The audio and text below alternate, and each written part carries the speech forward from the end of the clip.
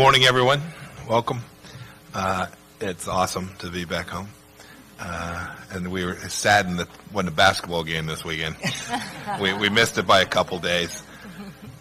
But getting down to business, I want to thank Senior Advisor to the President Ivanka Trump for her work in executing President Trump's mission of making the American workforce and the American worker the best trained in the world. I also want to commend you on the work you do all around the world with the Women's Global Development and Prosperity Initiative. It's truly important work.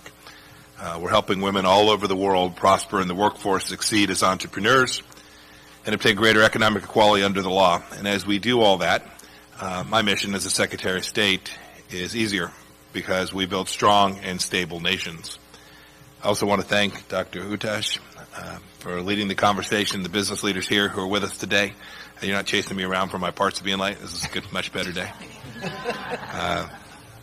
I had a chance to work here and be part of the air capital of the world for more than a decade. Anyone who has ever run a business knows you can't get far if your team doesn't have the right skills and the workforce is not prepared for the job. That's exactly what the Trump administration is focused on with our pledge to America's workers. We're maximizing America's talent, and we are equipping workers, great hardworking Americans, Kansans, folks here from Wichita, for good American jobs. And we're growing our economy too. For a long time, America ignored upskilling our workforce, especially in the trades and technical fields, especially too places like in Wichita, Kansas. We were told these jobs were going to be obsolete. We're told our kids they would have to go to a four-year college. That was a mistake. We ignored economic realities. We discouraged talented young people from pursuing the career paths that were best for them. We made America less competitive as a result of that. But President Trump is turning the ship, or perhaps the airplane. He's turning it around. He's doing it in partnership with American companies like Spirit Aerosystems and Textron Aviation, and with great educational institutions like Wichita State University. Just a little while ago, we had the privilege to take a tour and meet some of the young people here, people who graduated from the Aviation Pathway Program, and some who are still here. And I saw young people who knew that they had in front of them good jobs. I saw smiles. They all could see the bright future that this institution and these programs are presenting for them. We need to keep it up. As Secretary of State, I can tell you that if we replicate this kind of success at home, it will pay amazing dividends in America's strength and security around the world. Without a robust and successful economy, other nations won't respect us. We won't have them in a place where they want to be our partners. We won't be as successful keeping Americans safe. It's also the case too that if we get this wrong, we'll be more reliant on countries like China for high-tech products that Americans need. If we get this right, we'll be able to sustain the prosperity that funds a strong military and diplomatic corps. And I want to thank all the companies who signed the pledge to America's workers this morning. You're making us strong both here at home and abroad. Thank you all for being here today, and I'd now like to turn it over to Senior Advisor Ivanka Trump. Thank you so much, Secretary Pompeo, and it is my honor to be here in Wichita for the first time with you and your family as our host. And Sherry, thank you for hosting us here at WSU Tech. You have been an absolutely vital and constructive voice on our Workforce Policy Advisory Board, and it is amazing to be here in your home and experience firsthand the great training programs that we witnessed a sampling of earlier today. So thank you for hosting us. To Senator Moran, thank you for joining us today and for your tireless effort to ensure that the American worker is trained with the skills that are needed to thrive in this booming and robust economy.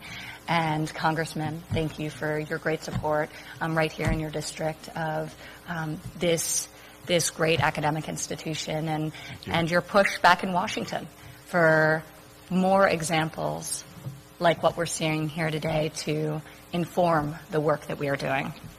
I'd like to thank the CEOs who join us. Scott from Textron was actually with us 1 year ago as Textron signed our Pledge to America's Workers at the White House. And since then, and now with Spirit Aerospace adding to these numbers, over 350 companies, domestic and foreign, have signed our pledge committing to investing in the skills and the talents of over 14 million American workers. So we couldn't be more proud to have so many great American employers join us today and reaffirm their commitment to this country's greatest resource by far, which is our exceptional workforce. So with that, the most important people in the room today are the students and the next generation of worker who's going to keep our country competitive and keep our country great.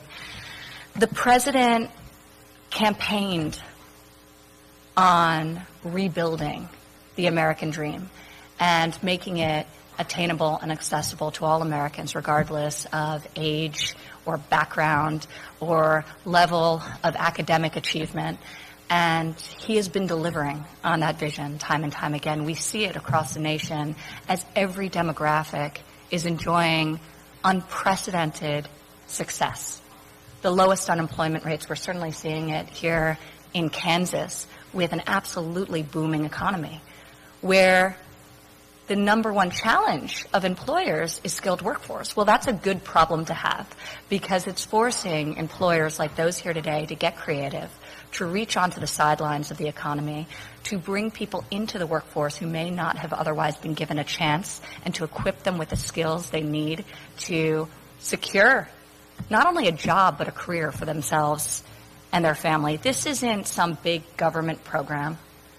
This is private sector innovation and private sector desire to succeed, which workforce is a critical component to that. And it's based on the fact that we've put in place policies, incredible pro-growth policies, whether it's tax reform or deregulation, that have afforded us this economic boom. So it is all of you who have the grit and perseverance and desire to achieve that are making these programs successful, and the combination of demand-driven education, the demand coming from the private sector, the education coming from great institutions such as we're seeing here today, and hopefully the amplification and the acceleration coming from us back in D.C. and at the federal government as we look to bring these opportunities to more Americans so that every American who wants to work can find a pathway to a great paying job, can feel selected, can feel chosen, because that's what this economy is allowing. One of my favorite statistics, and there are many, many good ones that we are seeing based on the results of our economic agenda, is the fact that over the past year, of all new jobs secured in our economy, an average of 73% of those jobs were secured by people outside of our workforce who are coming back because there are more jobs and there are better paying jobs. So we want to encourage that. I'm grateful to be here today and to hear from everyone who's going through these programs and filling those very much in-demand jobs, and doing so by passing through one of the great programs out there and enabling continued American dominance in aerospace. So really a great honor to be here in Wichita, Kansas. And Sherry, if you want to kick us off, I'd love to hear from the amazing students and workers who join us here today.